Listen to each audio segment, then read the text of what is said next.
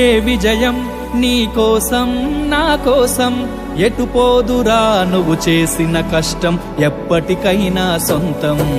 రాదురా ఏ విజయం నీ కోసం నా కోసం ఎటు పోదురా నువ్వు చేసిన కష్టం ఎప్పటికైనా సొంతం కాలంతో పయనించే వాడికి కానిది ఏముంది